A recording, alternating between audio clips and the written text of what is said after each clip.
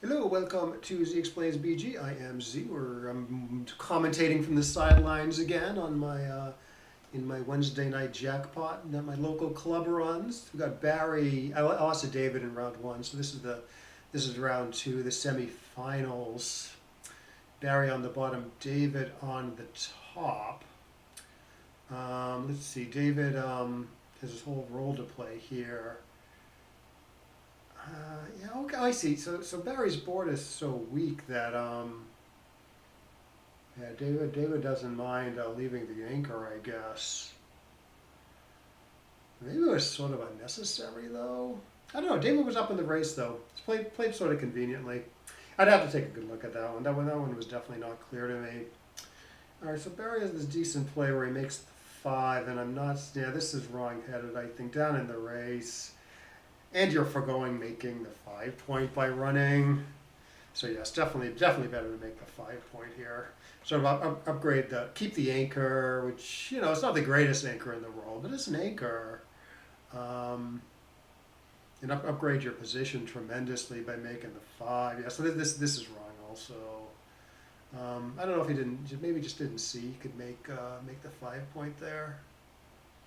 Sometimes it's hard to see, like, if he saw running and then he saw like the hitting play, sometimes it's like hard to like focus enough to see like the third choice. It's a very common oversight where you focus on like two plays and you spend all your time trying to decide between the two plays. But then there's like this third option out there that you don't consider. So maybe that's what happened there. And I don't know. I do that all the time. I don't know how to avoid it. Alrighty, so picking and passing looks okay offhand. The position ends up gross, but there's no good two after hitting. So I guess I would do what Barry did there. And then David is mostly trying to escape this back checker, so he goes right after the escape. I guess there's not any real option here. Barry does get to hit with the 5, and then probably he's bringing down the 2. This looks correct. 5-1 doesn't do anything. Although, I don't know. 11 to 6, 3 to 2. Gets good builders everywhere, so pretty good. For a roll that did nothing, this is a pretty good thing to do, let's say. 6-2. Oh, he could kind of go for it here if he wants. 22 to 16, 6 to 4. Try to do everything. Well, black has the blot in his board. So this should win the most, because you get sort of a direct path to winning. In fact, you can maybe double a dance here. At least it's worth considering. Oh, now he's dead. All right, so this is either too good or double pass. Yeah, okay, David doubles, hoping for a take. To have 4s, 1s, 2s, and 6s working. So technically that was probably too good. David had too many good numbers there. But maybe he's doubling quickly, hoping for a quick take or something. Ooh, 4-4 for David. Yeah, so this looks pretty good. I mean, I can't really fault this play. Obviously, there's a lot of options there, including like blitzy plays where you make like the 3 and the 2 or the 3 and the 4. Obviously, David's sort of the best available position though. You can also just make the 5 point, but I think I'd rather make the 9 and the 20 rather than just the 5. So I probably would have ended up playing it just like David did, but I wouldn't have been sure how this compared to like attack options. All right, 3-6 by Barry. This looks like a good plan. There's not much else, I guess. I guess you could just play behind, but I don't know. Barry's play does a lot. It's some risk.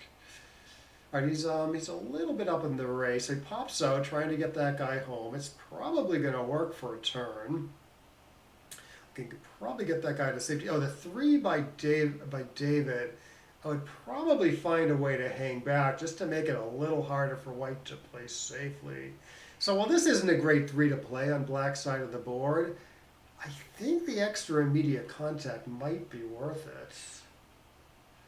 Well, you can't play safe anyways. He gets a point out of it this way. But I don't know how this compares to like running the back man to the 9 point. But like I said, he gets a point out of it. So I don't know, do you double this as David? Is it even a take? I guess it's a take.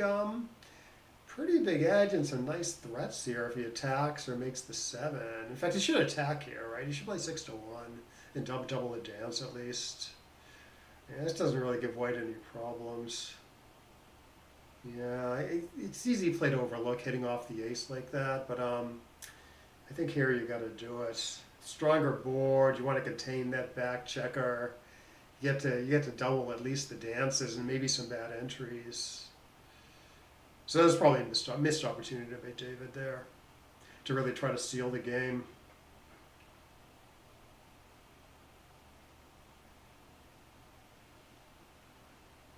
So Barry chooses his only play that doesn't leave a blot on his side of the board, I think. Yeah, I mean, the 3 doesn't play good, and you don't want the blot in the outfield, so yeah, I would definitely do this. And then, I don't know, can David double that? He's got some good attack stuff, and White's position is pretty bad. Black has a nice anchor. Yeah, I might have pulled the trigger there as David.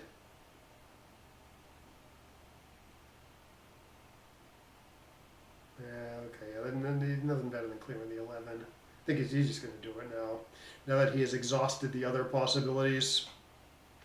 I mean, if you really want to keep the 11, you got put 2 extra guys on the 3-point, but that's kind of too sick for words. Yeah, even raise with like good attack stuff. Yeah, I would cube this. Like, okay, so you hit with the 5 and then choose some 6, and then white dances and you've lost your market huge, I think. It's pretty gammonish. Okay, so let's see if he pulls the trigger here. This looks pretty scary from White's point of view with all those builders bearing. So I think the take pass is more the question there. Okay, yeah, this is so this is huge pass now with White's awful front position. Yeah, so probably some missed opportunities for David there. He made quite good doubling decisions against me, I think, if I remember our match correctly. Like he put the pressure on. He put the pressure on me a few times.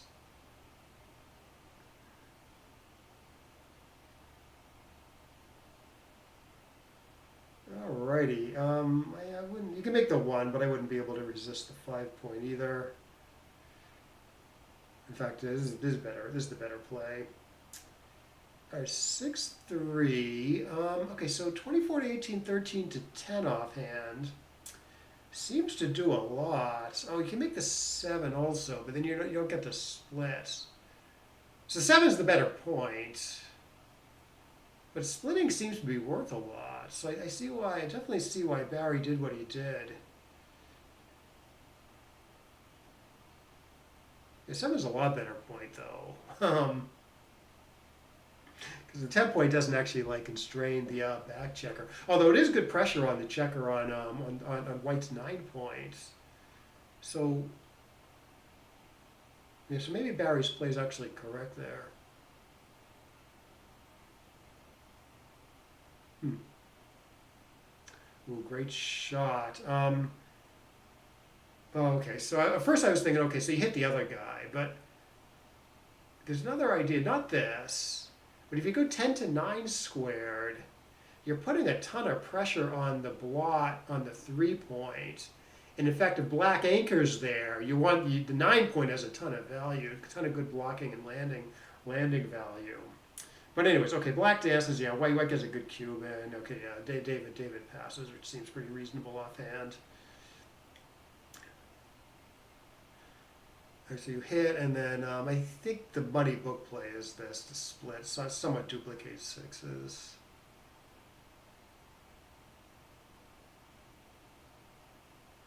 I think I looked at that recently. I think with if he splits with a 6-2 like he did, or a 6-4, the computer likes splitting with the 4, I think, after hitting with the 1. 6-3, the computer goes the other way, brings down the 4, but it's all, I don't have a good reason for it. It's just, I think it's all pretty close. There is a good reason to split with a 4, because the 6s are duplicated. right? The sixes which don't enter, so black is often going to be playing a 6 after entering from the bar. Hits both on the 18 and the 5 point. So that's a little more reason to split with the 4 than usual. Okay, but anyway, so 5-4 from Barry. Yeah, this looks reasonable. Well, a lot of options there. I do like keeping the guy back on the 24, though.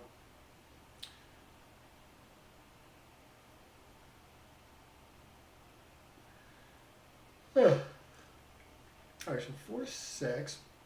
Okay, David hits and finds a decent 6. Okay, good shot by Barry. The last was a little up for grabs. Ooh, good shot by David. Oh, he can make the 1 and hit off the 4 if he wants. That looks like what I would do. I mean, positionally it doesn't really make any sense, but tactically it does. And you get to, actually, positionally it's actually okay, because, you know, you get missed and then you get to make like your 4 point. And then you got like a decent look in front position. I see. You can make the 1 and the 8 also. Well, that's more shots. Yeah, so I would hit off the 4, make the 1. It's possible I'm missing something though. But you got most 5s and 4s back anyways, in addition to 3-6. So if you hit off the 4 and make the 1, he's kind of only has like 4s back. 4s, 3-3, 2-2. Yeah, he did it and it worked brilliantly. For half a roll anyways. So yeah, okay. I was gonna say 13-6, but yeah, this looks fine too. He's gonna continue the plan, even though it's not really working. He can make his 2 point weirdly if he wants. Might be better to make the 8 though. Make the 8 and then play 20-18 or 18-16. A gross front position with 4 men back. 8 point looks like, I know I'm leaving shots, but 8 point has a ton of value there. Yeah, this doesn't look right. The 8 point, you know, the 2 points is gonna. If you do my play, like the 2 point's still open, and so the 8 point has like a ton of value there.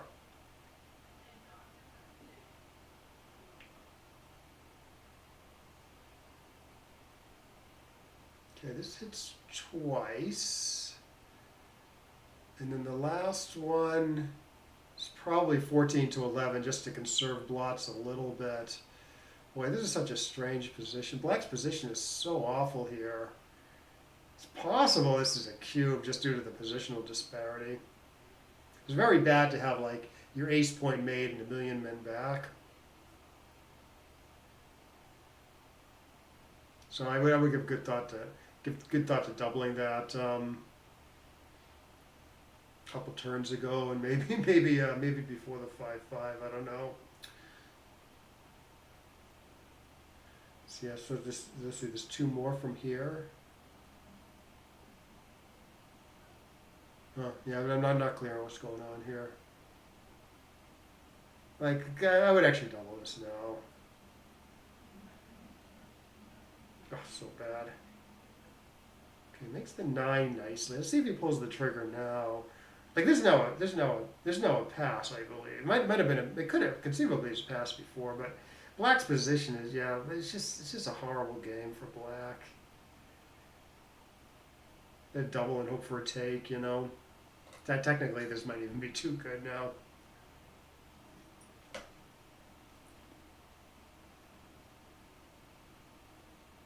Yeah, I don't think anyone's really taken this.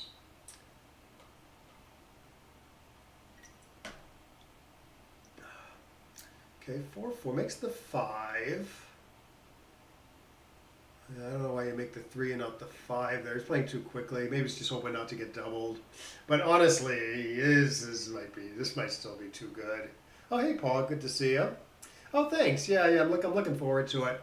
Oh, he took.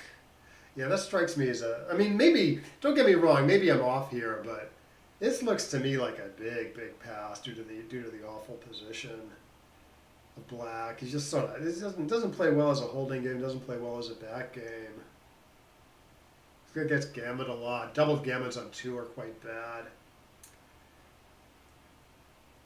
Yeah, so the Backgammon Open starts. Well, they're doing like BMAB stuff, BMAP stuff on tomorrow actually. But I don't really do the BMAP stuff. Seems like work to me. Like I don't want to have to worry about PR that much. When I'm playing live, so I find it a little stressful. But the Boston Open starts on Saturday. The official thing starts on Saturday, but Matt Ryklaitis and I are playing doubles on Friday. So I like playing doubles with Matt. We sort of our skills sort of complement each other, I think.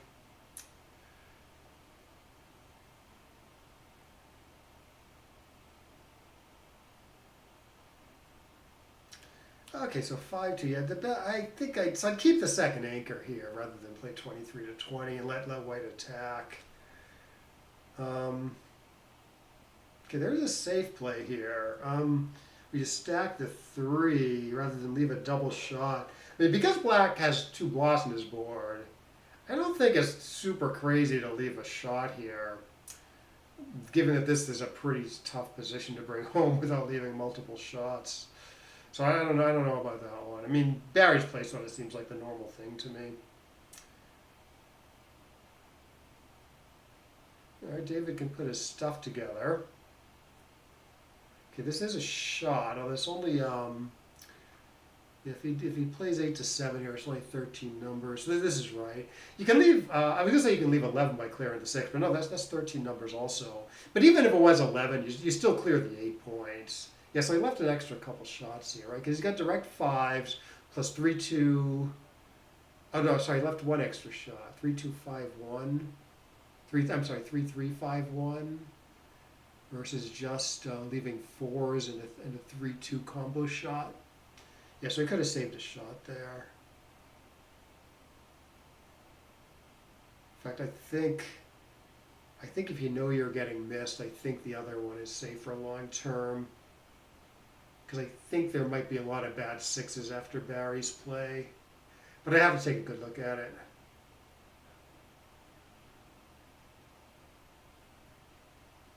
But in any case, I would have saved the shot. Okay, so 4. But anyways, Barry's making it work. Getting missed. Okay, David. Okay, Barry's got 12 checkers left, so David can stay pretty readily. Now he's got only 10 checkers left, so David should be running with like a 5-3 here. Of course, he's forced to run with a 6, but yeah, even 5-3 it might go, especially given the gammon price being a little elevated.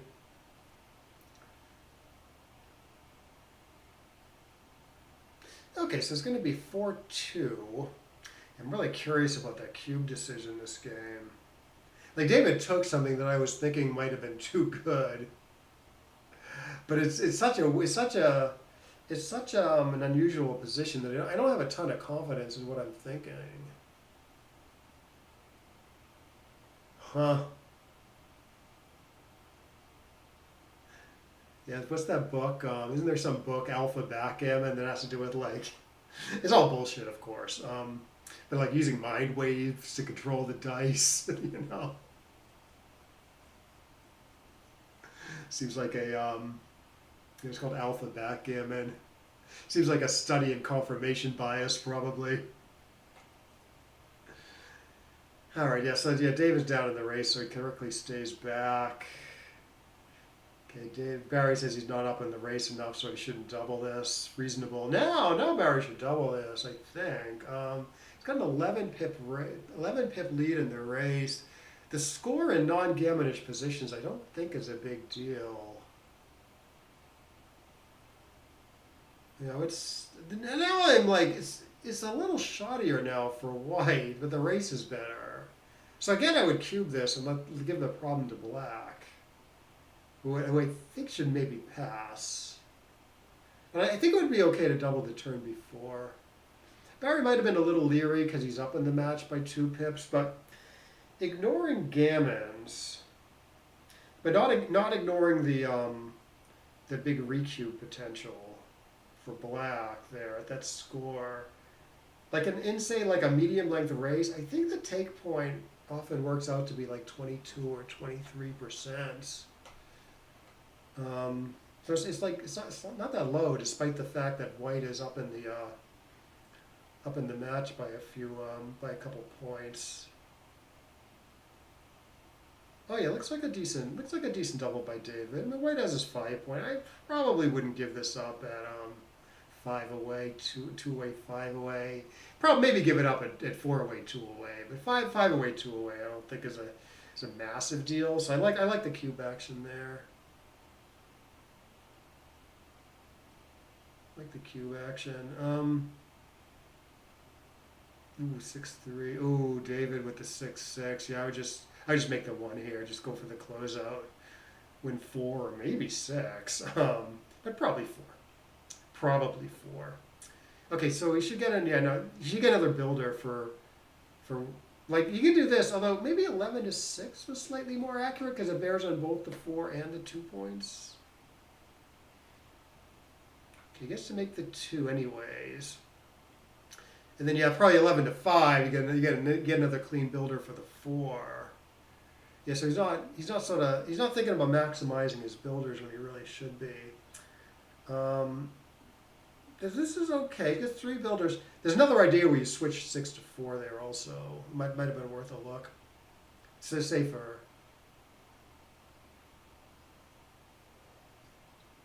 Yeah, David was playing a little fast there. He might have been able, if he played a little slower, he might have been able to find some somewhat better plays there.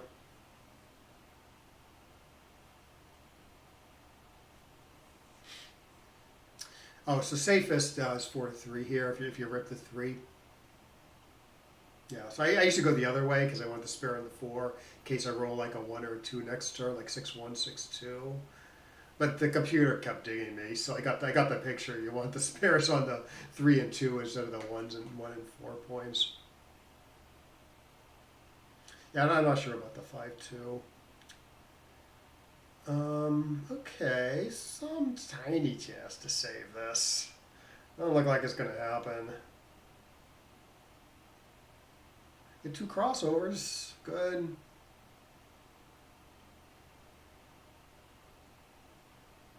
If there's anything. And it looks very ginish.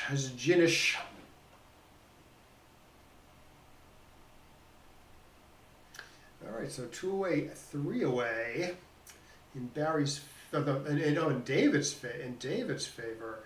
Now we got the score wrong. It's 1 away, 2 away now. Crawford. That was a 4-bagger. So let's see, Barry's at Gammon Go, so he should be playing quite aggressively. Okay, so even a Gammon Save, you should hit here. So he correctly hits at the score. David should hit twice, I assume. I don't know. I would play backgammon here. He's thinking about the score, I think, and trying to tamp the gammons down, but White's just gonna like enter and do good stuff, you know. So hit the second guy. So it gives White fewer good rolls.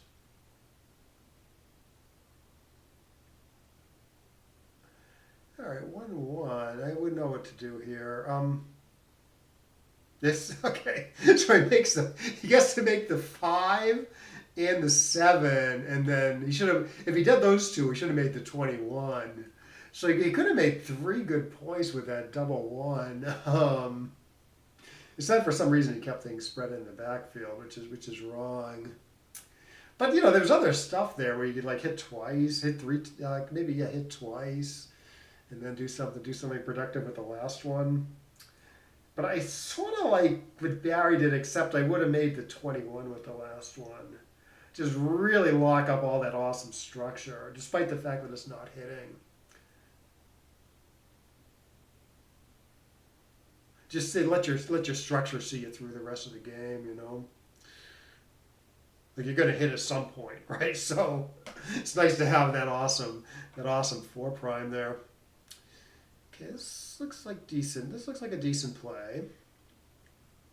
In fact, it's for what it's worth, is exactly what I would have done.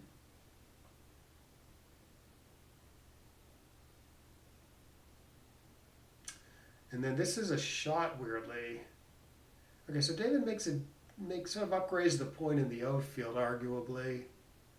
Leaves 6-1 and 4-1 in addition to fives. So maybe I play either 8-4 or 6-3-2. Keep the shot count down, keep your 10 points. Sorry, 6-3-2, like he's looking at here. Yeah, maybe he pushes white up in the board, you know. White could roll like a 5-1, 5-6. And then black is happy because it's easier to play behind him. So I kind of like what David did.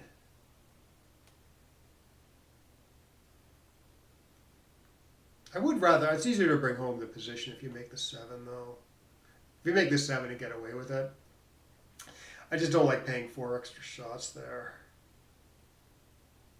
Especially when you hate to be gammoned, you know, the shots are worth extra because the gammons are so valuable. So I guess David didn't have an opportunity to play safe after this. Oh, there is a safe play here, though. It's pretty sick. 6-1, 13-10. Yeah, I don't blame David for not doing that. So there's some chance in my mind that's correct, though.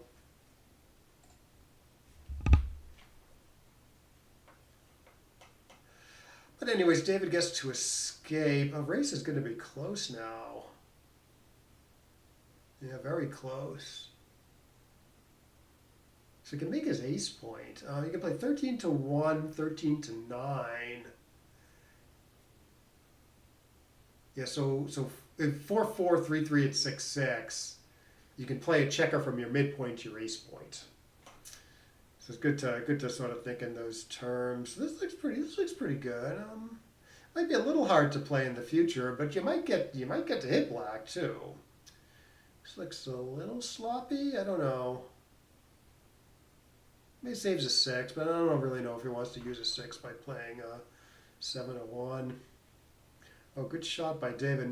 Definitely not clear how to play it. I mean, probably he's making the 5 point with 3 of them and then playing 8-3. Of course, he still has the problem of the midpoint. Okay, yeah, it might be better to make the 2 point here. I'd have to think about that one. Yeah, I don't like leaving a shot here against this awesome board now. So I would play 7-1, 6-5. I have a feeling he's going to play 2-1. Oh no, this is good technique. I think. Usually you break your board. Kind of breaks down more nicely if you break from the top. And it's sort of easier to cover this blot.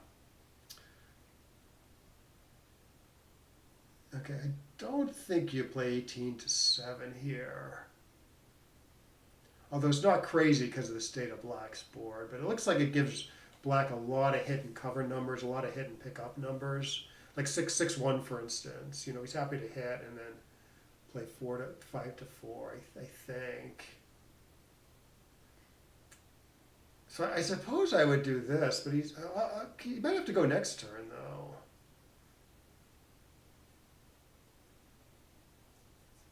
No, he doesn't. He gets to keep it, which I would do. Okay, 4-1 is a shot. Yeah, you just got to minimize there. White still has bad 6s here, like 2-6, for instance, 3-6. So it was a good play by David. Could he hit something and gammon him? Maybe. Maybe. 18-7. Yeah, I was thinking about that. I mean, the score situation does argue for playing that 18-7. Wins more gammons because you get to make a closed board. You still maintain the option to make a closed board. I don't know if you're actually going to be hitting more though, because black has all these productive hits. Yeah, interesting. Yeah, interesting thought. And it's pure gammon go, so every gammon counts extra. You know, every little gammon you can pick up. Like say it loses 5% more games but wins 6% more gammons. At the score, that's a good trade-off. It's like it's a one-to-one thing at the score. Anyway, so David rolls this awkward 6-4. So let's see, he's got 19 shots here. He does hit one of them.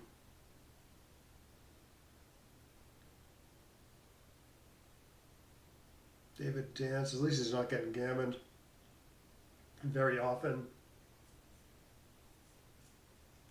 Yeah, that's definitely the 4. Yeah, this looks good. No blot numbers, I think.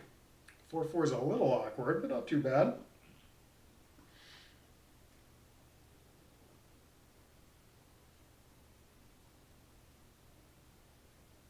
Unless he does this. He's overlooking it, maybe. Go back, Barry. Figure it out. Once you get the... Oh, he doesn't... Hopefully he's just misclicking. He died, overlooked the thing. Yeah, obviously you could bring the guy in, take 2 guys off the 4, and then play 5-1 safely. Yeah, he's confused himself there. Or some horrible misclick. But it looked like he was playing it deliberately. Okay, so David should be in the hidden business here, I assume, despite the fact that he loses a tiny amount of gammons. It's just you're down in the race usually, so you gotta actively contain this checker. So this is correct.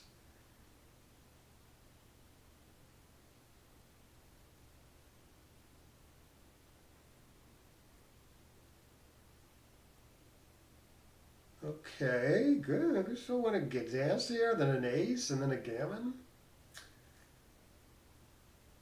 He's got to give him 5s again. Got away with it this time. He can actually rip. Because of the score, you can actually rip 3 checkers here. It's a little shoddy, but black's entering a lot, so you don't have to pay all those blot numbers. But yeah, Barry's play lets him off the hook of the gammon a little bit. Yeah, he probably would have, if he played it more aggressively, he probably would have won a gammon there.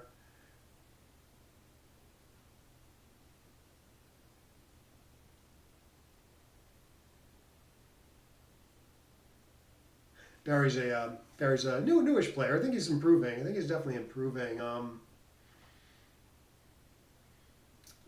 But his goal in these tournaments is to play under a 10 PR, and he's been doing it. Like I think he played pretty decently against me. He played under a 10. This one I don't think is going to happen though.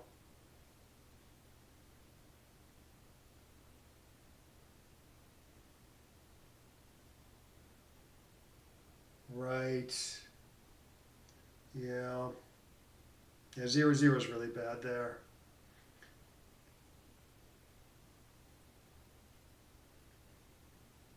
You need a killer instinct in this game.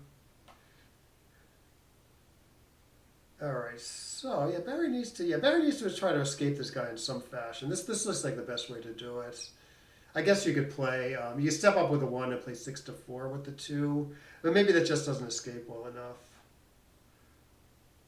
Here I'm not totally sure, although I'd be a little loath to leave a direct shot on my side of the board. So maybe I would come in low. I might be wrong though, and Barry's play is better because it is so important to start escaping that guy. Okay, well here he's gonna leave a shot, but at least he gets his 5-point out of it. Unless there's a play 4-1, 4-3, but I don't think it's right. I just don't think it's right.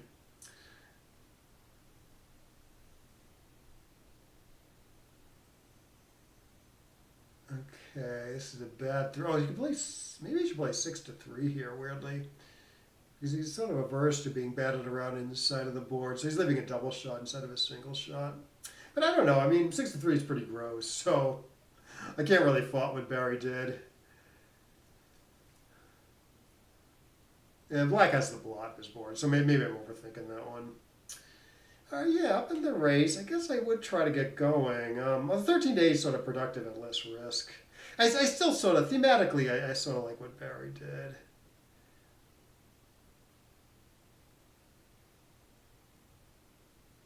It's not that clear to me though.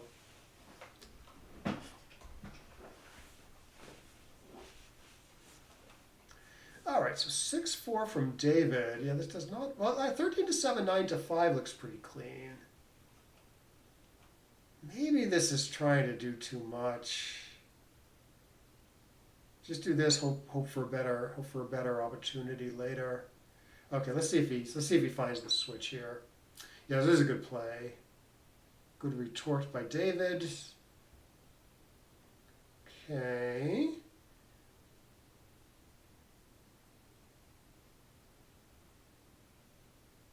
Ooh. Yeah, he's got an okay game without doing that. So yeah, I would certainly play it like David did. Maybe that was just a misclick.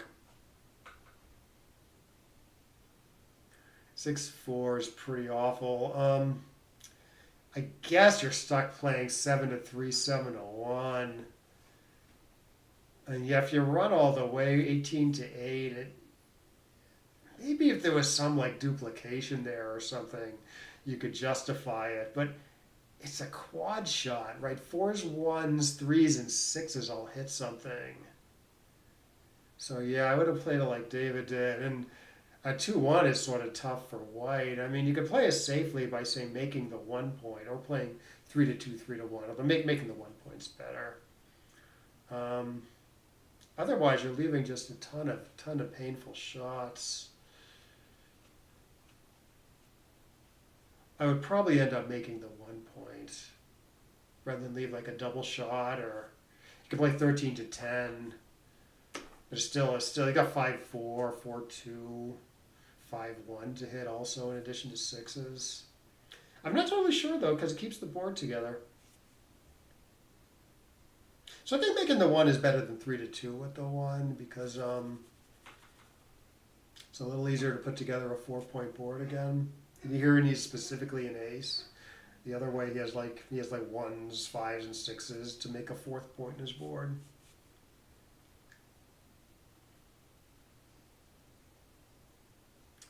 Okay, what is this now? Boy, these guys suck at rolling. What about 8-1? Is that a play? Okay, no, he tries to escape. It does kind of work so far. Yeah, maybe Barry had the right idea there. Okay. Okay. Yeah, pretty close race still. Well, I guess yeah, David's solidly up. Ooh, what is this? I don't know. I think I end up playing it like David, but I don't know. Maybe the other play's worth a look where you split and play 5-1. So it's sort of a shame to get hit and lose your race lead, though. Okay, and he goes now. Interesting. Okay, I think you do this. I think that was a good play offhand.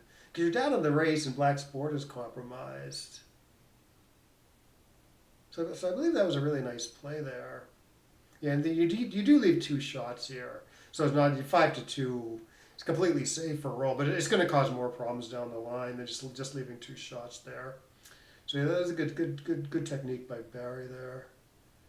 Okay, let's see if David just tries racing. I think he should. Sorry, let's see if David tries racing. So let's see, 59-56. Yeah. Yeah, although I probably would play to the 12 point and not 9-5, but that's pretty minor. Yeah, you get, see, Barry might even be happy to hit loose with 5s, you know, because the race is so close. Okay, looks like Barry's going to take this one. Maybe not. Just close. Jesus. Yeah, good play there. I'm not sure between 6-4 and 5-3, to be honest. Okay, he goes with 5-3. This way, if he rolls like a 6-2, for instance, he does get to use all 6 pips when he uses the 6. Oh, he's just missing. It's horrible. Yeah, kind of a big miss by David too. No, no, he was odd, so he's back to even now. I don't see a reason to waste a pip here.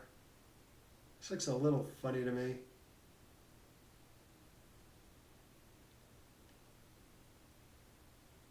Oh, good shot, Jesus. Oh, and David misses. Yeah, Barry's a huge favorite now.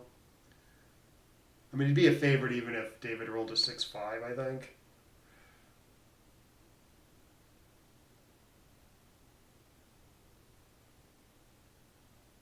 Don't give him the chance. Set by David. No, he won the match by 1 pip. Jesus. Just say, let fortune have her say in a DMP race. Yeah, oh, David Barry did play under a 10. Yeah, he'll be pleased. So what was I? So there was the cube action. The cube action in the 5-away game.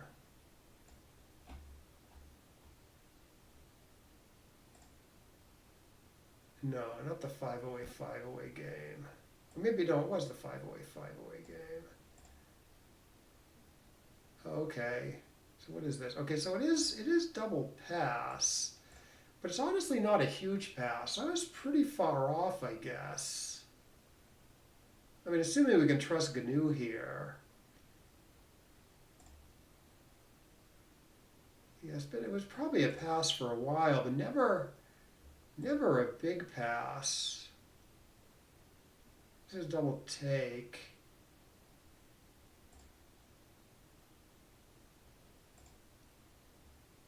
Yeah.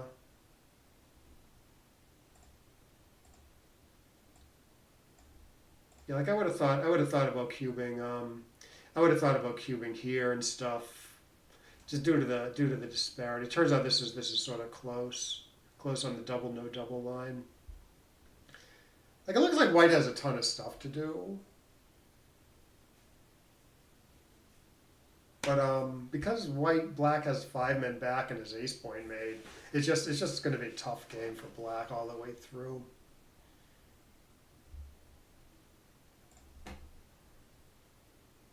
Yeah. What you're saying about the let fortune have her way in double match point. Yeah, I played my club championship a couple seasons ago.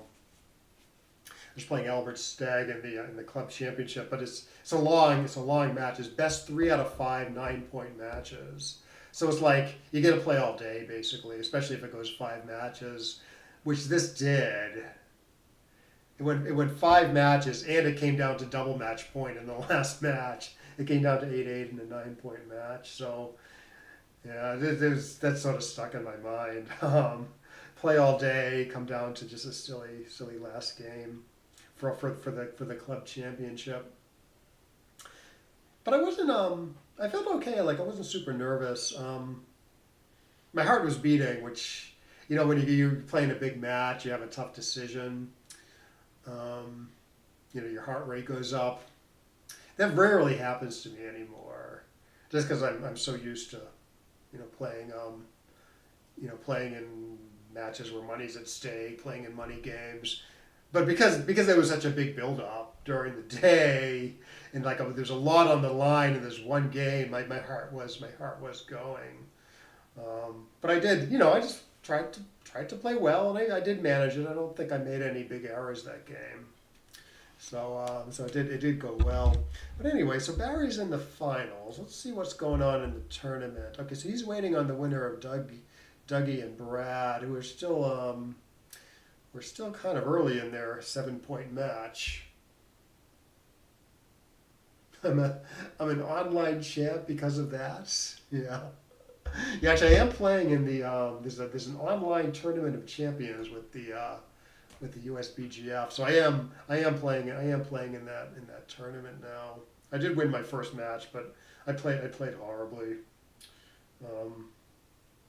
Actually, I tried recording it so I could put it up, but I screwed up the audio. Like the first half of it, I had my microphone off, and then I guess I could have put the second half up, but like I played kind of badly, and I just didn't want to deal with it.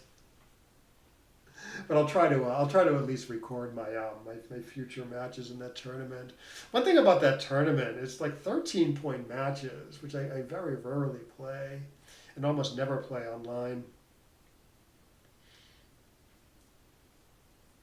But anyway, so Dougie's playing on for the gammon here, and maybe he should have actually cleared the 5-point with that 5-3 to up the gammons a little bit. For like a little bit of risk. He's 4 away, 5 away. Gammons are extremely valuable at the score. So I think with that 5-3, he could have taken on a little more risk, especially given White's board is so weak. I'd probably even do it if White's board was a little stronger, though. But it looks like he's going to get the gammon anyways. Probably. Okay, Brad is going to be careful to get all his doubles. Doesn't look. I was going to say doesn't look like he can get double 5s. What about 6 to 5 there? 1, 2. He could have played 6 to 5 there and got both double 4s and double 5s to bear off, as well as double 3s. Yes, a little bit sloppy at the end there, I think. Yeah, should have taken another 5 seconds there to get all his doubles. Yeah, I'm right. Yeah, it sucks. I mean, it sucks thinking about this stuff because, I don't know. You got to go through it like methodically. You can't rely on general principles unless you're much smarter than I am. But just got to like look at the candidate play, find the candidates, and look to see which ones get the most doubles to bear off. So, I think what Brad was thinking was he still gets double 4s if he plays 18 to 11, which is true, and double 3s.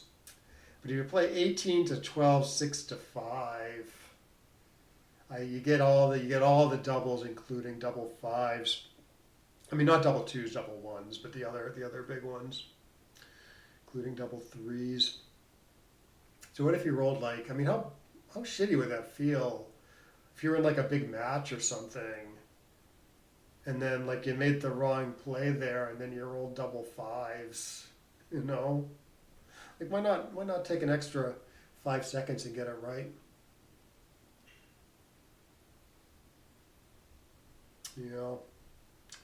Anyways, okay, so they're probably not going to start right away, but yes, Dougie and Barry in the finals. What about Barry on the bottom?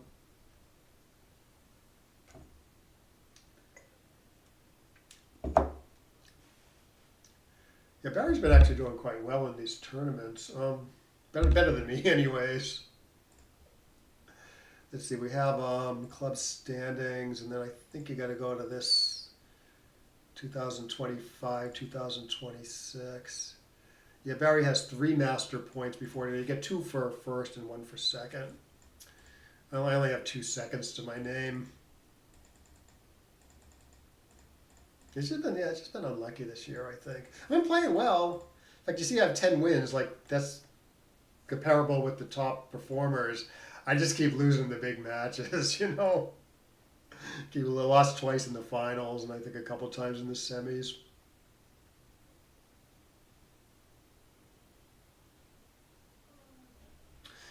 Anyways.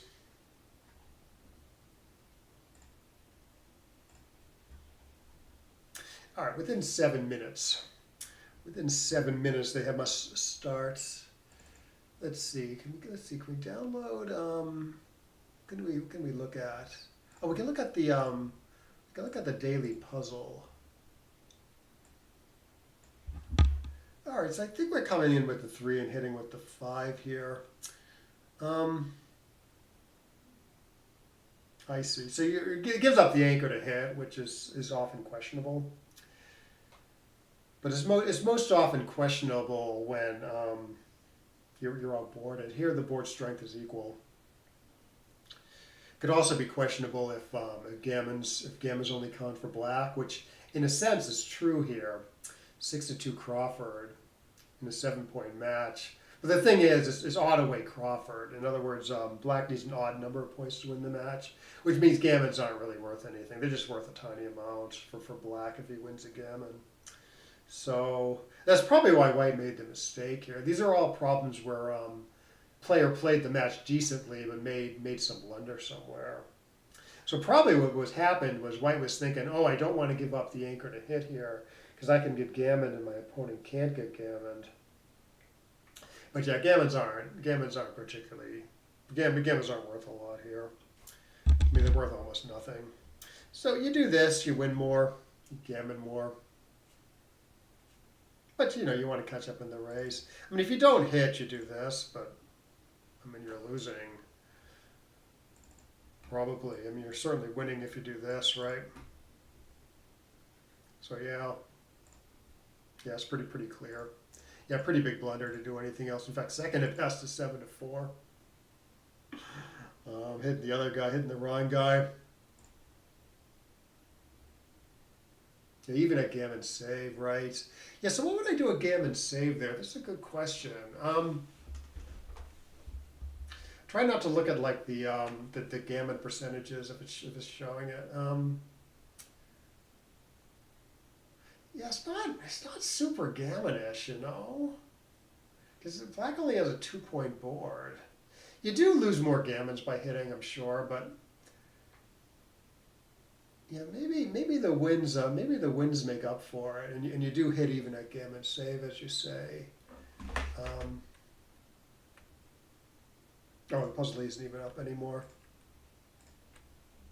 We can ask the stupid computer.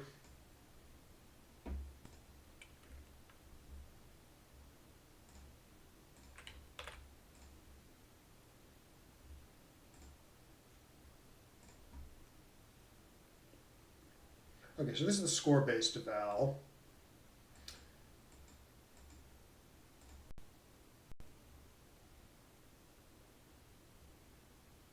Yeah, it's such a huge differential in equity that yeah, you still hit a gammon save, even without looking at the numbers. I think we got a bug here. Shoot. We have to restart that.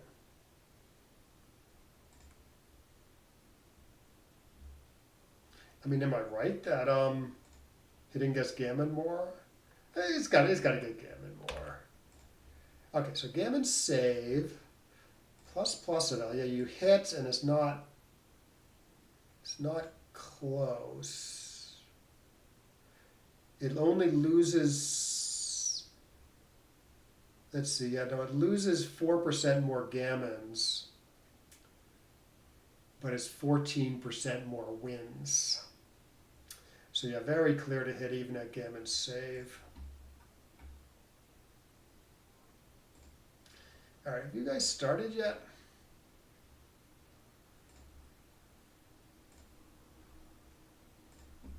There we go. All right, Barry on the bottom, Dougie on the top. 9-point match. 9-point match. So you say the 20-point anchor is good, but you'll gladly give it up later to hit. Yeah. If you hold it to the very end, you lose a gammon. You might as well hit now. I see what you're saying. Yeah, so you're hoping to hit later. Yeah, if you keep the anchor, you're sort of hoping to hit later. This looks wrong. You give up the anchor.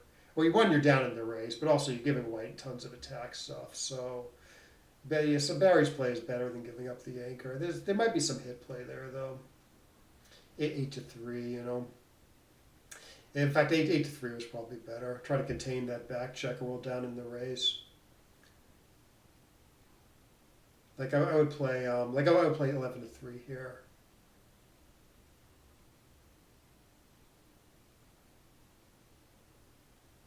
Yeah, you're making the 2 is actually quite productive, but I mean you're leaving 4 shots anyways, and you do want to just keep white from like escaping with a 6-3, even a 6-5, stuff like that. Like you want to make it a little harder for him to escape.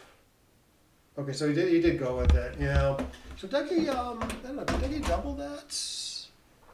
Yeah, they might have, I don't know, the race was so huge there that maybe Dougie could have considered cubing that. And there were some gammons here.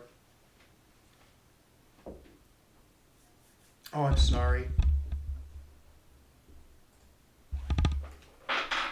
Yeah, I still forget to switch over sometimes. Hope I'm getting better at it though.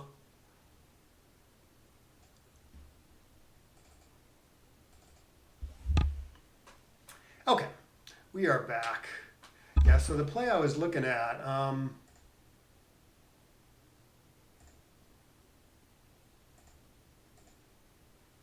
like this guy, I sort of like what Barry did here, leaving more shots to try to actively contain that one back checker, even though he's outboarded. And I thought maybe he should have done it maybe he should have done it the turn before too. White's board is weaker. Hit with the 5 and bring down the 2 or something. Well, down in the race. Anyways, Dougie does double. It looked like maybe he had a cube before. I would drop this mainly because Black's board is in such disarray, and the race is bad. If Black's board was like good, you could take despite the race because because White's position is still shoddy enough. It's still like a little hard for White to bring everything home. But Black's board was so messed up there that like White can like leave a shot early and then Black hits it and he's not really winning because he hit the shot early. Well, while his board wasn't together. A good play by Barry there. Okay, good play by Dougie, I believe. Good play. 5-2. Okay, he's probably going to play 13-6. So 8-1 might be better. Okay, he does play 8-1. Yeah, I sort of like doing this because I don't want to I don't love my ace point, but I hate a blot on my ace point more.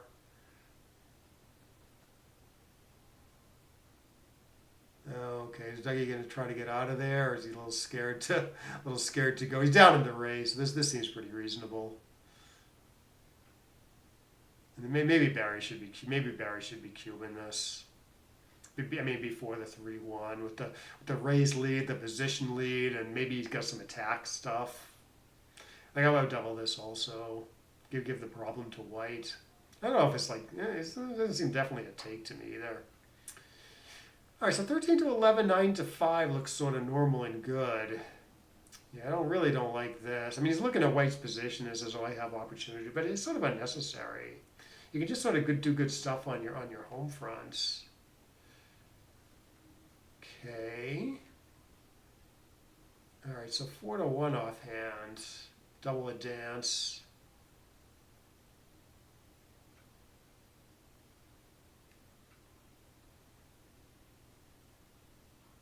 Yeah, I don't think I would double this, but it's not crazy. Especially after White plays an awful 6-3. Oh, he has a double shot now in the outfield. Yeah, I might pull the trigger again. Although it seems quite takeable now. With the black blot on the ace point. So now he's overshot. I mean, this is going to be a pretty big pass because it's quite gammonish. I don't think it's too good. Okay, goes with the 4 point. This is going to be too good on the dances now. Okay, gets a good 1-1. You could even double this, I think, if you really wanted to. Because White's board is awful and Black's board is awesome. Yeah, this seems like sort of a plan to me. He's only up 7. What about like putting a checker on the 5 points? Entering. I think he entered with 1, and then he could play 20-5 with the last 3. So he gets a good attacker for the ace. But switching to the ace point is a real play there. It's just that 6 point is going to stay open forever. Okay, should cube this. Doesn't cube this. Yeah, he's missing a lot of cubes. You gotta be optimistic in this game.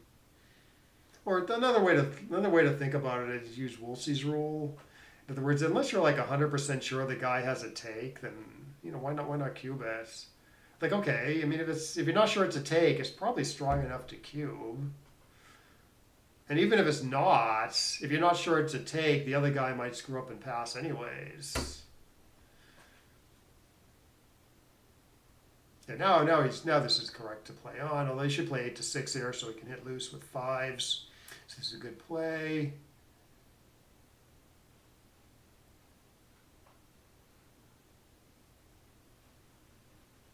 I would caution against using this Wolsey's rule, if you're up in the match by a bunch, and it's a gammonish position. Because there, even if the take pass is unclear, it can often be a no double if by doubling you're diminishing the value of your gammons. Okay, yeah, I'm not sure about this because some 6s are now bad, like 6, 6, 1, 6, 2, 6, 4. Oh, 6, 6 is good. So you could have saved some of those numbers by playing, say, 4 to 3.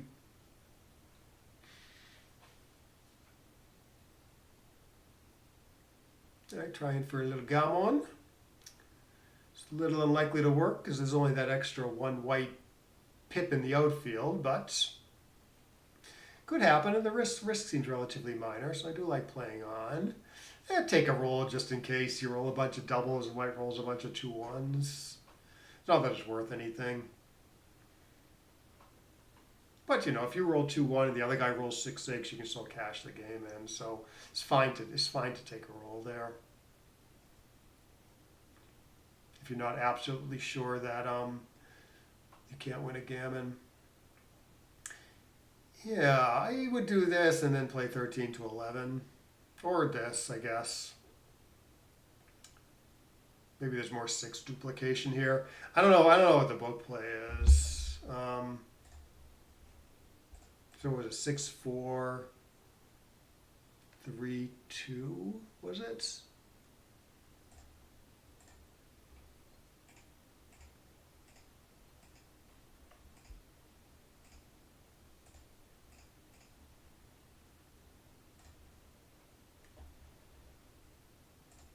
I usually split with the 3 and bring down the 2 here.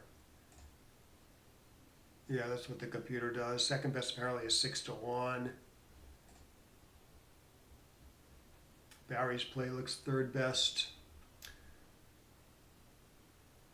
It's just the split with the 3 is better than the split with the 2. Although on the other hand, you probably want the builder on the 10 and not the 11. Gammon go maybe actually hit 6 to 1. But anyways, looks like Dougie has doubled and Barry has taken, and Dougie's looking to attack in some fashion. I think you pick it up here because the builder is still quite useful for the 3 and the 2 points. Yeah, okay, Barry gets a nice ink ring number here, absolutely correct. Anything else is a blunder. Don't want to blunder. Try to avoid the blunders. This looks reasonable. Okay, 13 to 5 is the best you can do. Yeah, there's no second play. Second best, maybe 13 to 7, 6 to 8 to 6 or something, which is obviously quite ridiculous. All right, so I assume Dougie's just playing 15 to 9 here. Yes. Okay, I can make the 2 or make a wrong play, I guess. Can make the 2. Good.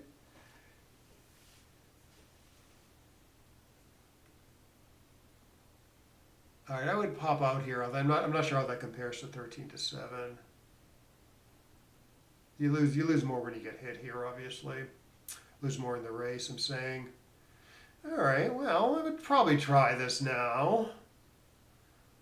Wins more. I don't know if it really loses significantly more gammons. I guess it does. I guess it does lose more gammas to hit here than play, say, 23 to 20. But it looks like it gives you a plausible way to win this going forward. So I probably would have hit there despite the obvious risk. And the fact that you're giving up your midpoint, right? So yeah, I'm really not totally sure, but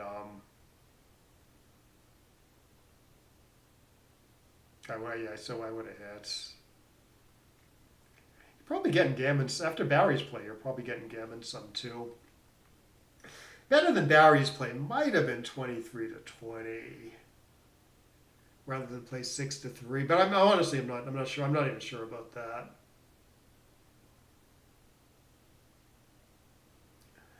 So that was a bit of a tough play. All right, so now I'm not leaving against White's good structure. You win a little more staying back, but I think you're paying too many gammons. Although Dougie can't quite capitalize yet. Okay, what's he going to do here? Can make the 18 point and play one more. Sort of some decent defensive structure. You're not getting batted around anymore. So this is exactly what I would do.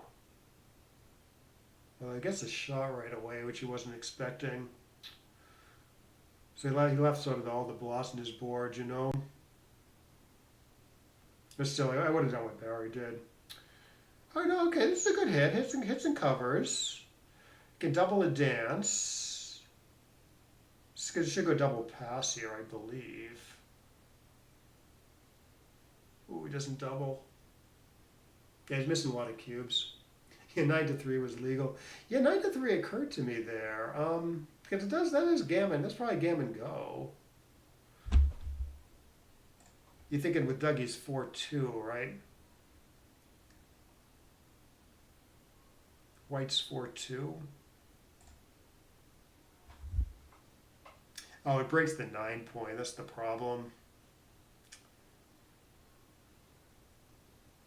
Yeah.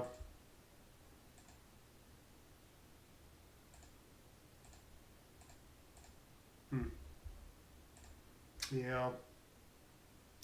Yeah, I think I probably would have done what Dougie did. But anyways, okay, Barry's now, well, Barry was playing on for the gammon here. Is he still playing on? Yeah, he's still playing on here. White can get back in this. 1-6, jeez, what a shot. Wow, he kind of let Dougie off the hook there in a big way. Maybe you can almost double from the roof there after getting hits? Because if you hit, you're very gammonish, and then if you don't hit, you're not doing too badly on average because a lot of the non-hits enter. Probably not, but I would have thought about doubling after Dougie's 1-6. I would have needed to take a good look at that one. Although he's up in the match. That's the problem. Like maybe if the score was reversed, you can win 8.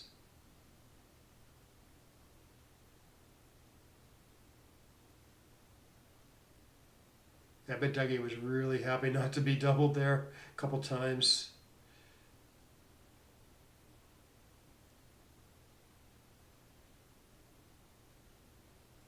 All right, so let's see if Barry can save this thing now. It doesn't look like it. You can get 2 crossovers here. I mean, in lieu of some other idea, that is what I would do. All right, so it does get double force to bear off here. Oh, one of each. One of each. All right, so 4-away, 7-away, interesting.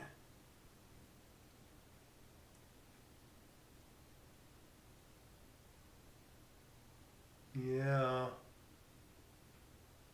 Yeah, that would have been an interesting time. Yeah, I'd have to take a good look at him. My inclination is that it's a take, and the double's more the question. But it's not. Yeah, none of that's that clear to me. I don't remember where the outfield checker was, for instance. It's very volatile, obviously, you know. If you hit, you don't get any value from the cube if you don't double first.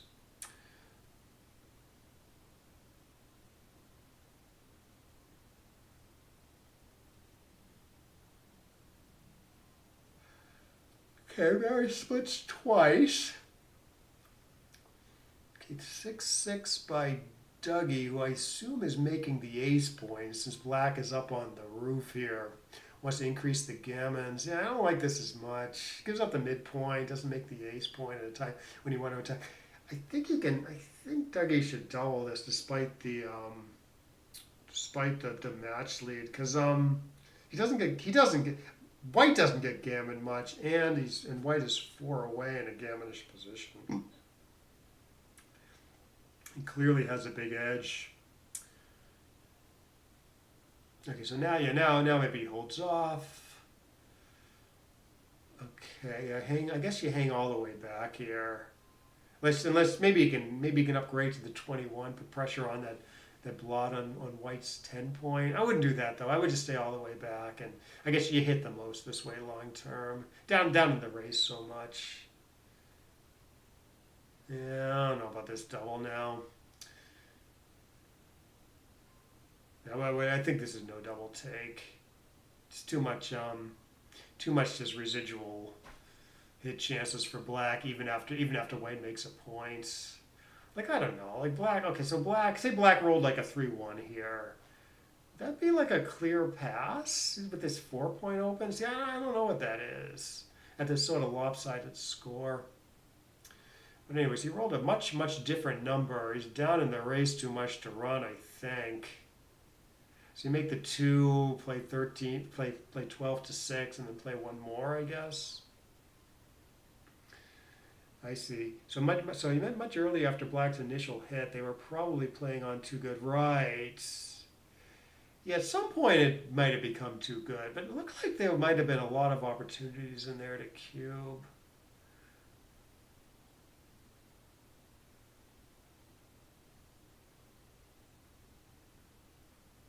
Huh.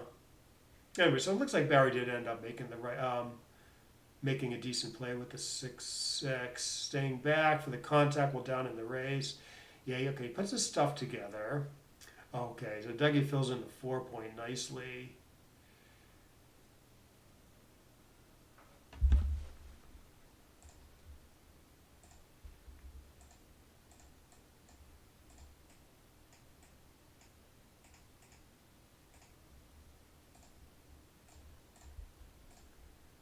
Okay, 5-2 from Dougie against black's perfect board.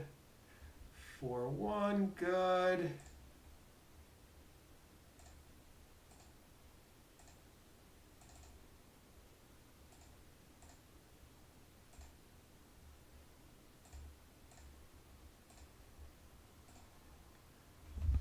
All right, 2-2 from Dougie. Okay, this does clean up pretty well.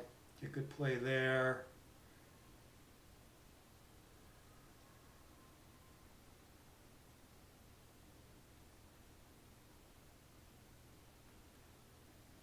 I'm not sure about this, but I would run one checker. Doesn't look like there's a ton of decent hits for White. And I want to keep some lucky race chances, and I want to keep the ability to make a closed board in case I hit, and I don't want to waste for the gammon save if that becomes an issue. So I like how Barry's playing this. Yeah, this is okay if he plays 11 to 9 here. Okay, so this does hit safely if Dougie wants, which I guess I would. White doesn't have a ton of race, but he could roll 5-5 here. You want to block the 5-5. On the other hand, taking 2 guys off is okay for the race too. But I would still do this. Might be safer because black could come in with a 6 and get out of White's hair.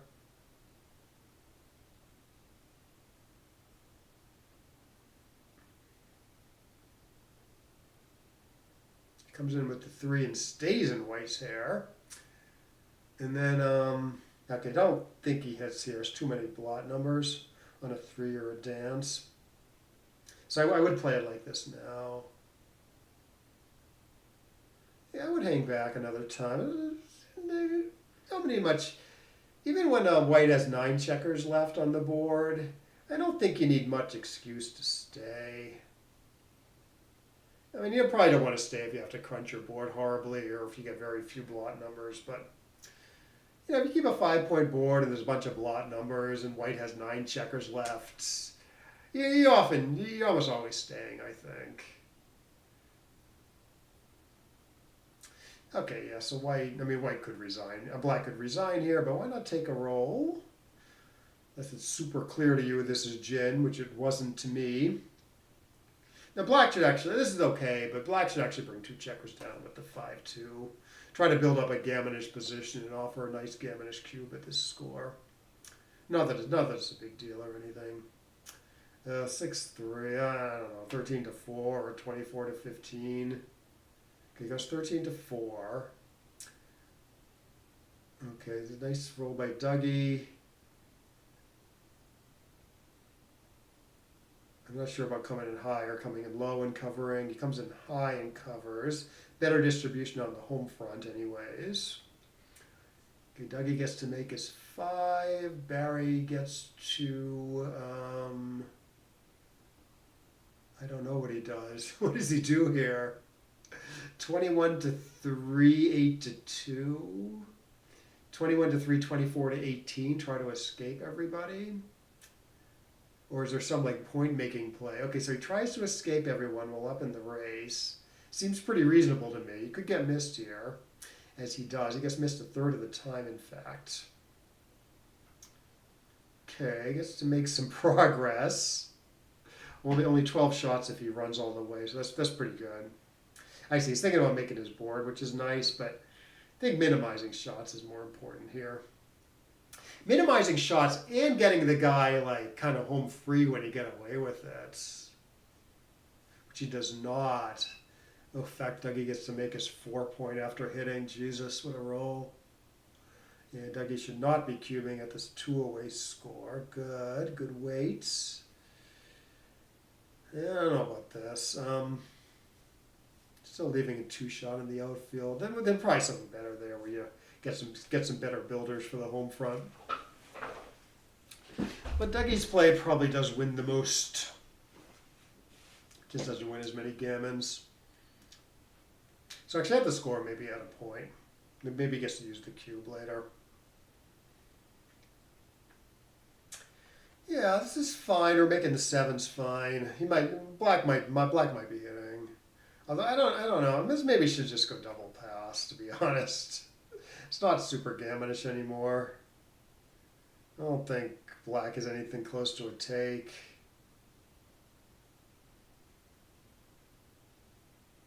Yeah, I think it's just go double pass. Yeah, he got himself into a little bit of trouble here. It's only 4 shots though if you play 13-9, 13-10. You get to clear that for good.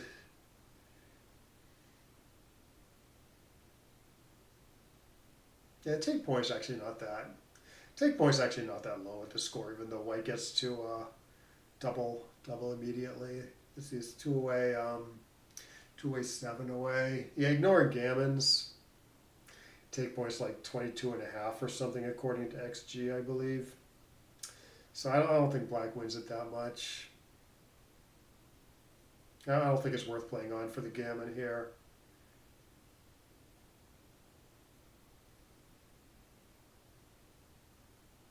All right, fine. Now it's worth playing on for the gammon. Fine. It's got 2 shots, though. 2 pretty much mostly winning shots. Bah.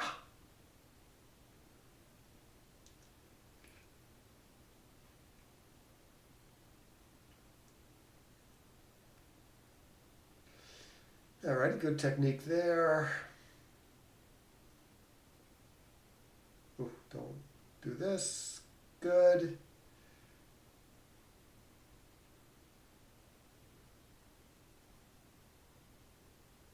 Now white going to return the favor and double this, which is marginally too good? Probably not.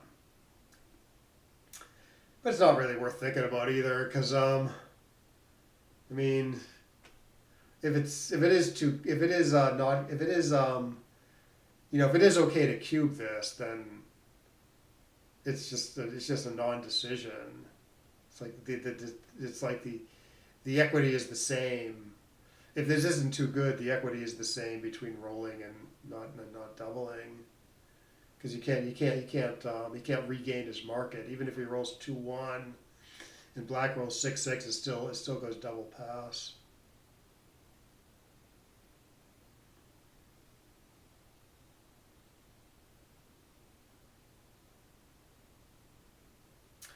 Alrighty, so okay, yeah, so I think the computer actually, for money anyways, the computer actually might bring down 2 checkers there, duplicate nines. Well, I'm not, but the score could matter, I guess. The score is only a double match pointish.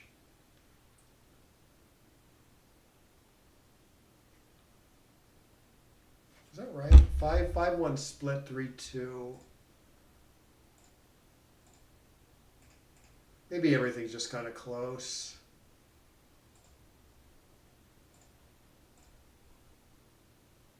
Everything's pretty close. For money, I like splitting and bringing down a checker.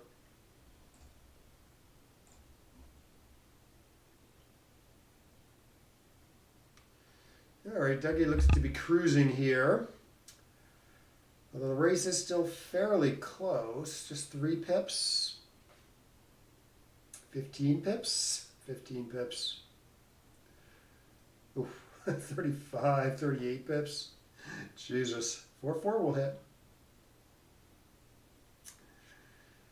All right, he's just going to play brute force backgammon here, seeing that if Black's rolling a 4, he's anchoring anyways if you don't hit. So that was probably good technique by Dougie. Yeah, I guess so. I guess you still do this, even at the score. Less reason to do it at the score where gammas don't help you, but it's probably still right, because you don't want to give white a good chance to anchor. 2 up was right where you don't need a gammon. Yeah, maybe. Yeah, we can ask the computer. So the idea is that if you bring 2 guys down, say, or even bring like 1 builder down, yeah, I guess you're winning more gammons that way. So in that sense, you prefer some more splitty play. Of course, the other guy kind of wins more gammons. If you bring 2 guys down also. That I'm not sure about. Okay, so for instance, like a double match point, pure double match point, 3-2 here. Okay, it makes the same. It makes the same play. It looks like. Actually, see, 04, 18, 19. 04, 9, okay, yeah. I mean, it looks like it makes the same type of play. Yeah, this is probably from 20 years ago, Jellyfish rollouts. Yeah, I do remember Jellyfish. I started playing around the time of Jellyfish.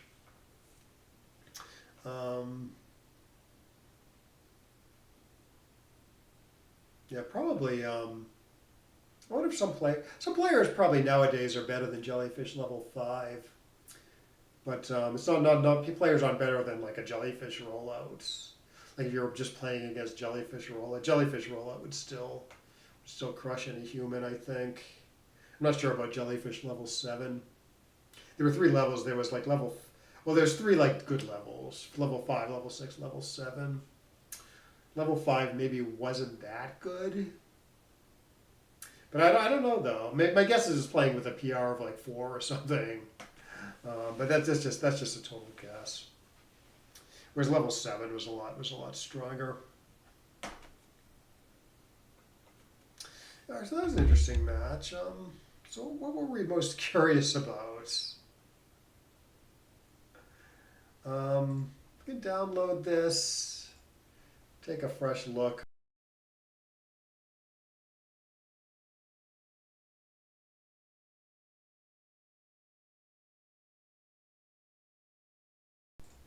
Okay, yeah. So this is I imported the match into XG. I'm not going to go through the whole match, but I'm not going to go through the whole match, but we can look at some of the cube decisions. Didn't really look at this one. Oh, I see. He's supposed to take this. Interesting. So let's see. Barry doubled and Dougie passed. It's possible I would have passed this also. Actually, it doesn't have an anchor yet. Even when he gets an anchor, it's still you can still almost double it. I guess is the problem the fact that the 16 point's a little hard to clear. White's board is quite good. Huh. Yeah, I don't know. I might have passed this.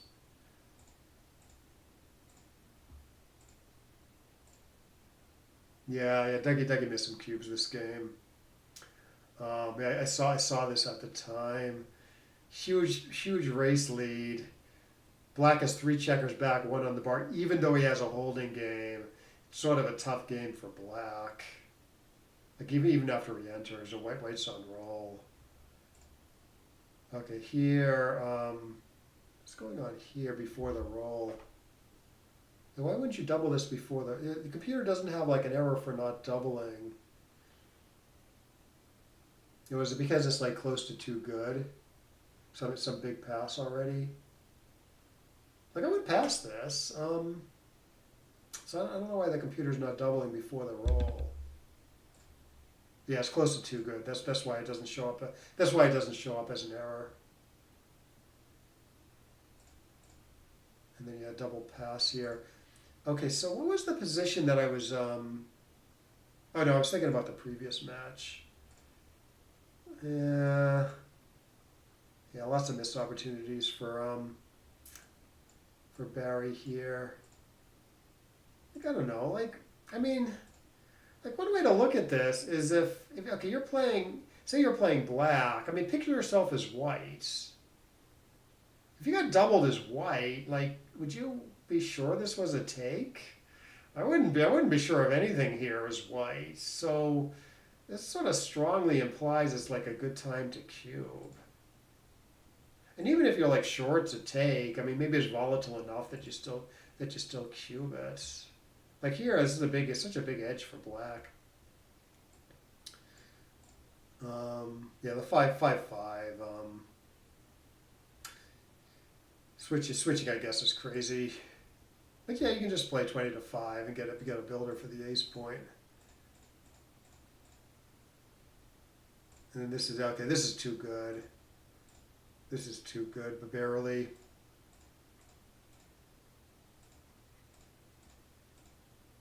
This is still too good. Okay, makes the 7 point. That was clearly too good. Yeah, slightly better. Yeah, so you can. So all sixes still play okay here. Like 6-6-4, for instance, you hit and keep a 6 prime. 6-4 here, you hit and you don't get to keep a 6 prime.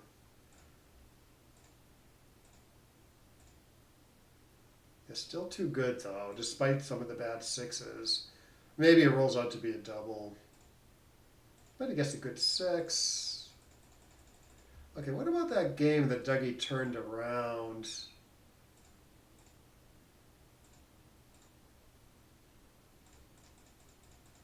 It wasn't this one, I guess. Oh, maybe it was. Okay, so before the roll here, why don't you cube this before the roll? Okay, I thought this was a pass at the time, but I guess it's a pretty solid take. But still, it's okay to cube it, right? So 2 to 1. Okay, it's close on the it's close on the cube.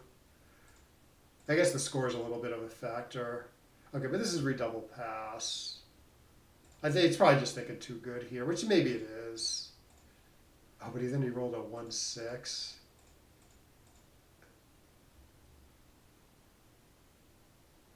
Oh, cool. Hey, Barry. Oh,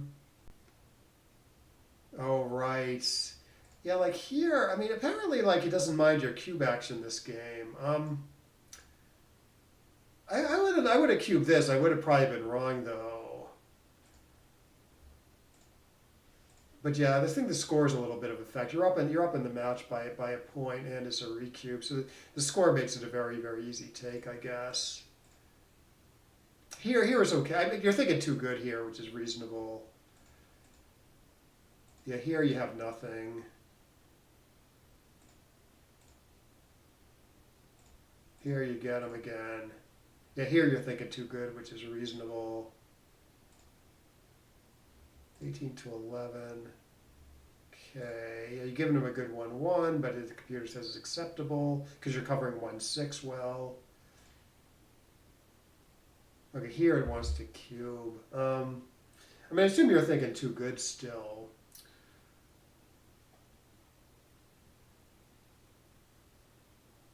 And not good enough.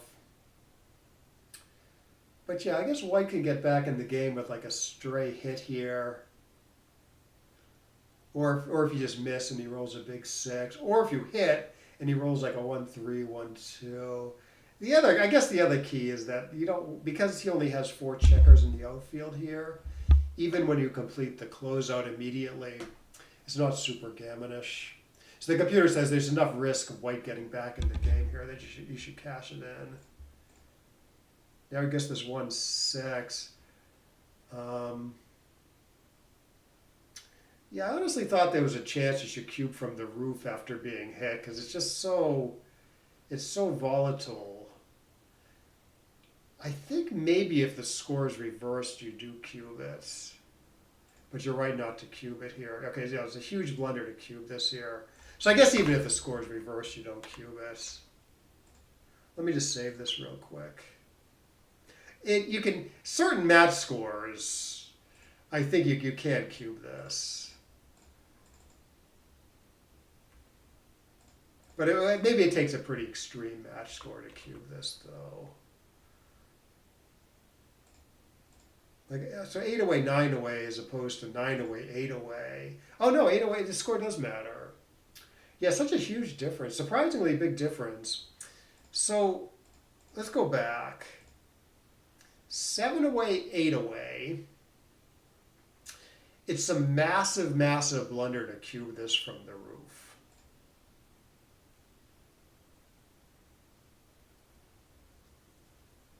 Where you're doubling to 4, you are no longer getting full value from your gammons on 4 because you only need 7 points to win the match. And you're going to get 8 from a gammon. It's maybe not a huge deal, but it is a deal. But the other thing going on, I think, is with the cube on 4, you needing 7, he needing 8, he's going to get to W extremely aggressively back, completely killing your gammons. He still gets some value from his gammons. And there's some overage there. In other words, you hold an 8 cube, but you can only use 7 of the points, where he can use all 8 of the points. So he has really, really powerful recubes to 8. And you're not getting full value from your gammas after doubling. If the score is reversed, if the score is 8 away, 7 away, now he's not doubling you as aggressively to 8. And you're getting good value, very good value from your gammons with the cube on 4. And it becomes like kind of a solid double. It's pretty nuanced. You know, the score makes such a massive difference. But it's only like 1 point shifted from, a 1 point edge shifted from one player to another. But there is some like 8 away stuff going on. That sort of argues for doubling from this score, not from 7 away. I don't know. This stuff's pretty tricky. That stuff's pretty tricky. Anyways, we can keep going. We can keep. I'm not like I said. I'm not going to go through the whole match, but we can look at a few more decisions.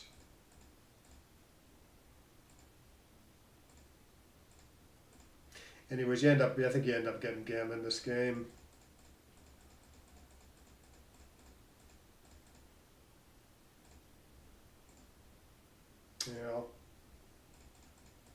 Okay, so now you're losing the match 7 away, 4 away. Okay, I might have hit twice there, but no, likes your play of 13 to 8. 13 to 7. What's the play? 24 to 16. What'd you do? Oh, you split twice. Um, yeah, not tomorrow. I think it's just BMAP tomorrow, as far as I know. But I don't like playing BMAP, so gonna wait till Friday, and then Matt and I are gonna play. Matt Ray Claytis and I are gonna play doubles on Friday, and I might enter some side events on Friday also. But probably not the jackpot unless I sleep really well and get up early. I think it starts at 11. But then I'll play the main event on Saturday and maybe some side events. Yeah, so here, 6-2. I'm not going to say your play of splitting twice, moving both of the back checkers is never right, but it's always a little suspicious to do this because you're giving White a lot of good double hit options with this guy up here. So often it's better to, I don't know, keep the checkers a little more separated. There's not a lot of great double hit options here. Like, it's the same reason why if you roll like a 6-3 on the very opening roll, it's quite an error to do this type of play. If you split with a 6, you want to either bring down the 3 or keep going with the 3, just so as not to give White all these attack options that he doesn't have otherwise. Yeah, the 6-6 looks suspicious. Yeah, why not? After putting Black up on the bar, why not make another interboard points? And then okay, double big pass. But he gives you a free roll. You get back in it. I didn't like Dougie's double at the time, but apparently it's pretty efficient even at the score. It's pretty close to the take pass line. Like I would have missed this double. I think I just would have thought all these open points. Oh no, he did miss a double also. He doubled this. Yeah, I would have taken this also, Barry. In fact, this is actually, to tell you the truth, this is where I thought I might. It's not good enough. So I was pretty far off here. Yeah. So why is this a take with all these open points? Well, I guess the score. I guess this even though there's pretty big score disparity. Because there's just very few gammons, I guess it's not a big deal. And 4 away, sort of a reason to be aggressive. I think it might be a take. I think it might be a take from me. Perversely. Yes, in fact, it's a take. It's a take for money. To take for money and to pass with White leading the match by 3 points because 4 away is a reason to be aggressive as Black, as White, and conservative as Black. Yeah, I didn't get that right. In non-gammonish positions. Gammonish positions is a whole different story. Yeah, backgammon is complicated. But I would have made the same taking mistake as you. Yeah, 6-6 looked okay. And you cut it back in the game now. Because White's gonna have trouble filling in the 4 point. Not with the 3-2. Now it's a pass again.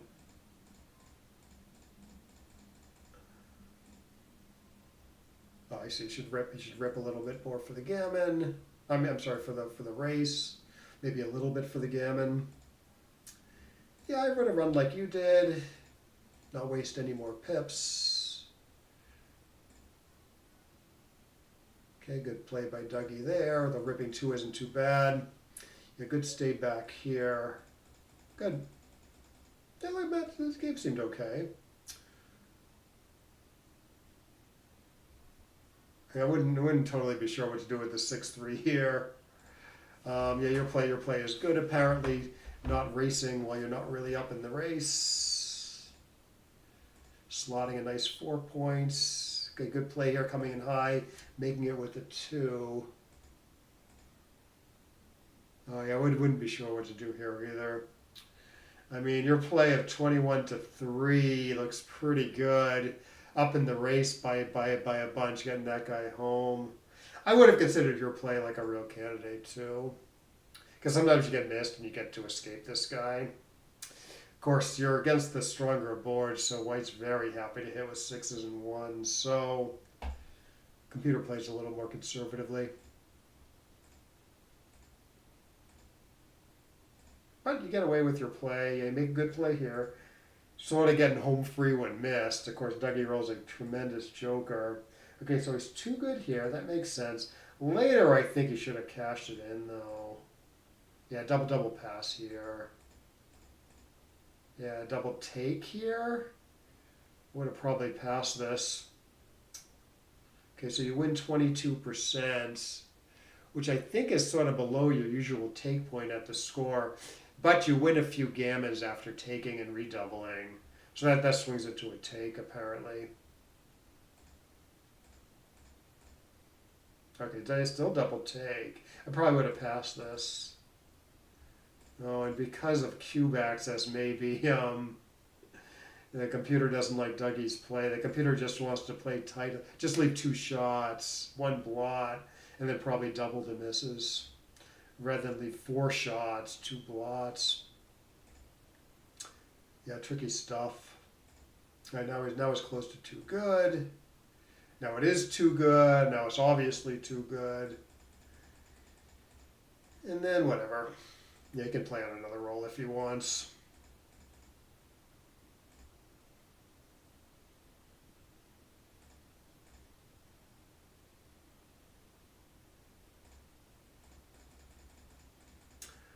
Yeah, but then Dougie conducts the blitz okay, and then wins. It was a good showing. It was a good showing, Barry. Yeah, definitely had your chances in that match. Yeah. So I guess the lesson is you missed a lot of cubes there in situations where, if you got doubled as the other player, you wouldn't have been sure whether to take or pass. I go over this a little bit earlier in the video.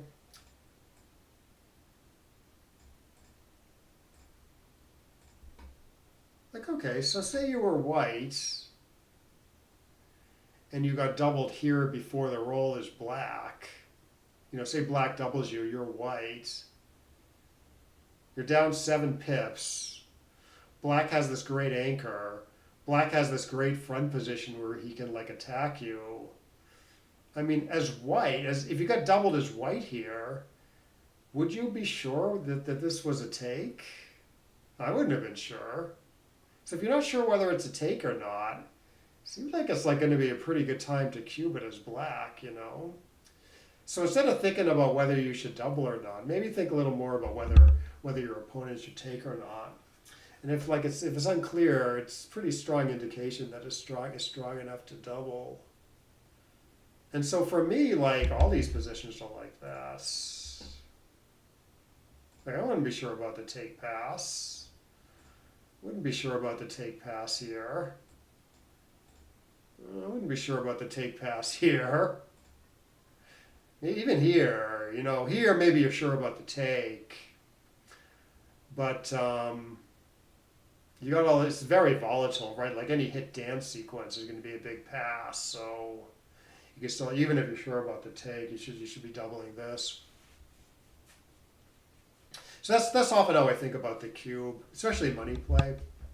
I guess a little dicier, like if you're playing a match and like the position's very gammonish, but you're up in the match a bunch, and so you don't want to like double and like diminish the value of your gammons. That's when this type of thinking gets a little dicey.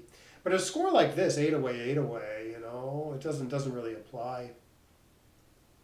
Like if you're not sure whether your opponent should be taking, it's like at like the beginning of this long match, it's almost always like a very strong argument for doubling. So that's sort of how I think about the cube a lot. You know, I don't think about whether I want to cube it or not at first. I think about whether my opponent should be taking or not.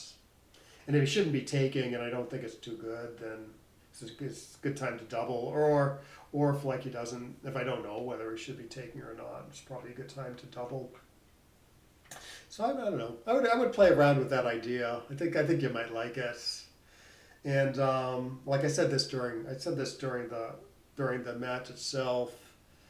Even if you're wrong, even if you're not sure whether it's a take or pass, and it's some big take, and so thus you don't want to double, it's some huge take and not good enough to double.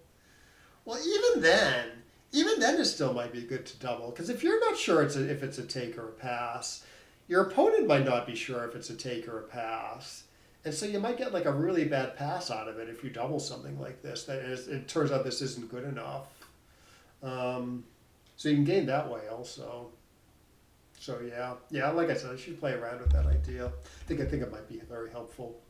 But anyways, yeah, good showing. Congrats on your second place. You're still way ahead of me in the standings this year. Yeah, I haven't really broken through yet. Yeah, for everyone else, yeah, thanks for watching. Yeah, we'll hope you got something out of this, and we'll see you next time.